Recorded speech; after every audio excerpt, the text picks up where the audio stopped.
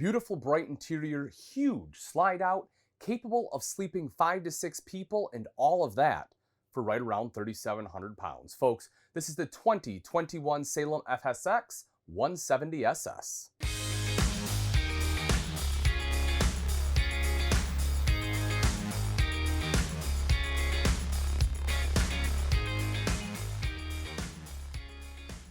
All right, folks, as I said, this is a beautiful floor plan. I really like the colors in here. They kind of went more of a gray tone than a lot of manufacturers are going. So a lot of them kind of went with a grayish, which this is a little bit too. But rather than going like white, they kind of leaned into the grays a little bit heavier. So I do like the colors they chose, but as far as a floor plan goes, this is a super popular floor plan for someone that's looking for something relatively lightweight. Like I say, dry, it's right around 3,700 pounds. And the fact you're able to sleep 6 in this floor plan and still have all this space is amazing. So let's start off here on the kitchen. And I think they nailed it in the kitchen too. When you're talking about a 2-burner cooktop, this is so much nicer than your standard 2-burner. It's recessed, you still get the glass cover, you're able to use it as prep space. It looks so much cleaner, and it's just more functional. You can flip it up just like that.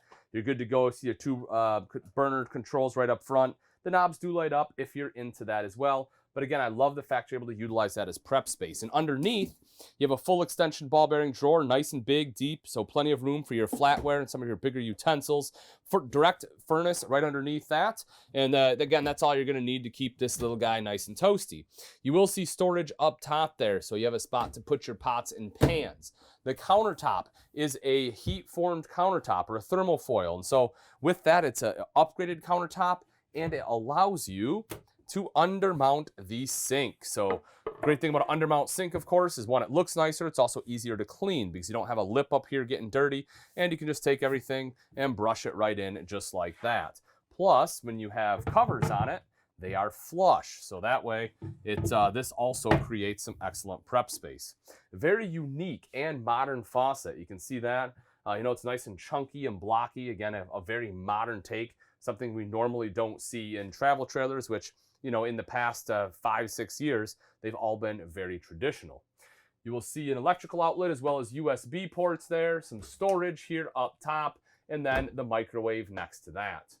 Moving over, we get into the Everchill fridge freezer combo. A couple things here. One, they went with black instead of stainless. A lot of manufacturers have the stainless look. They went with the black. I actually kind of like it.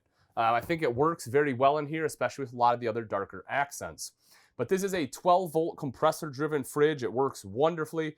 If you have 2 deep cycle batteries and some solar, you are able to essentially run this indefinitely, which is just awesome. And because it is condenser-driven, it also cools down very quickly. And I believe that's 10 cubic foot in there. I'd have to double check, but I'm pretty sure most Everchills are 10 cubic foot. Right up top is your AC unit. So you can see the controls for that are here. Again, the roof mount, 13.5K BTU. Folks, that'll cool things off in here in a hurry. Let's head on back into the bathroom. We will do the toilet check. Maybe. It's kind of dirty coming from the manufacturer. You can see it's been winterized. Well, I'm not gonna actually sit on it. I'm gonna squat, right? Like I'm going to the bathroom in a porta potty. Anyway, so as you can see, if I'm here normally, I do have good shoulder space, not an issue there. As far as knees, they'd probably be out a little further, maybe something like that. Wouldn't be terrible. I have more than enough space for being a smaller bathroom. It's actually not too bad. A little tight on the right-hand side. You can see here, if I'm sitting on the toilet, it's a little tight there. But other than that, it is good. You will see some countertop extension over there to the side. Storage underneath too, which is nice. There's a little space there. So if you want to put, towels, you can roll up some towels, put them there. You also have spot for a little bit of extra TP, whatever else you need. Electrical outlet, mirrored medicine cabinet right there. Now when I step into the shower, take a look at that, folks. 6 foot tall. I can clear. I don't have to duck down. That's a big deal. Not a huge deal because, you're not going to spend a ton of time in here. But the fact that for the size of the travel trailer, I'm able to stand up in here is pretty cool. Now, if I turn sideways, especially with this shelf here, it is pretty tight. If the curtains here, I'm hitting the curtain. There's no doubt about it.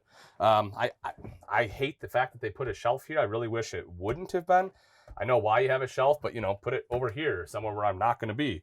But that's a slight fail. Like I said, it is narrow. But the fact I can stand up is great. And as I mentioned, I don't plan on spending a ton of time in there anyway. Right outside the bathroom is your thermostat. That, of course, will control your furnace because, as I mentioned, the AC is controlled by the unit itself, or the controls are right on it. Extra storage. If you want this for clothes, great. Pantry, excellent. You want to make that your linen closet? You can do that too. Plus, you have hanging storage right here in the back.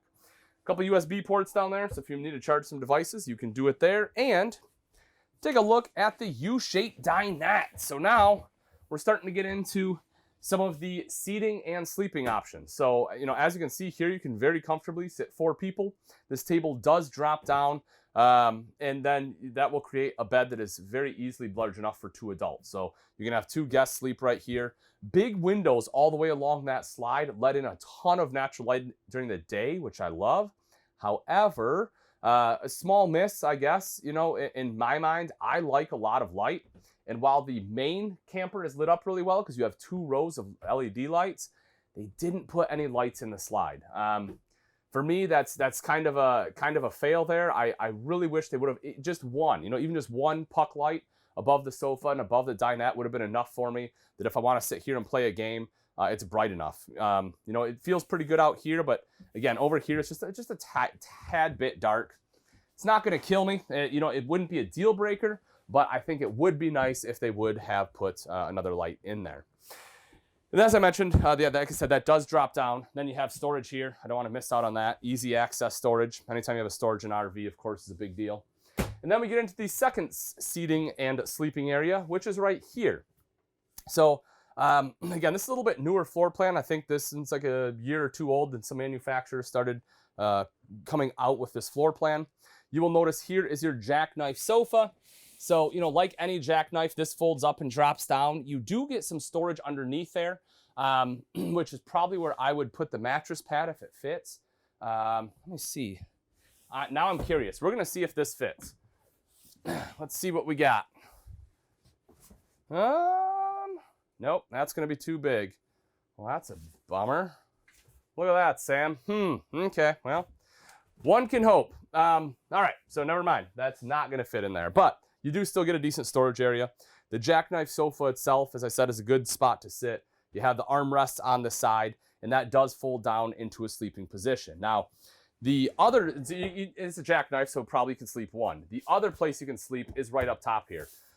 This is really cool because this folds out. My only problem with this is the place where the tension, where the blinds have the tensioner. If you don't pull it out just right, see, it kind of hits it like that. So you kind of have to pull from the back first and then open it up, which is I don't know, it's a little odd. Again, it's not a huge deal. It's not a deal breaker, but just one of those things where I naturally want to pull from the front, not the back. But anyway, once you have this here, in theory, this would then go on top. I'm not loving the fact it's oversized. I feel like the mattress is too large here. I feel like it should be smaller, and that way it fits underneath the sofa. I feel like that's how it was intended to be. I don't know if this is the wrong size. I'll have to check with the manufacturer. Maybe that's just the way they have it, and hey, you have your head elevated, not sure. But that is another sleeping spot right there. So you have the sofa plus right up top. Then you come up to the front. So you have your bed right up here. Obviously 2 people there, emergency exit. You kind of have the accent wall right up front for the headboard, which is kind of nice. Kind of give that, I don't know, the kind of cottage wood look. You'll also see the nightstand over to the side, and then USB ports, electrical outlet, storage. Got to have a place to hang your clothes. There it is. There's also, that's where your entertainment center will be. You have a portable speaker in there, so you can take that outside, Bluetooth capable. Storage right up top here. If you want a TV, this is where it'll be located. Connections are up top, and this one is pre-wired for Wi-Fi.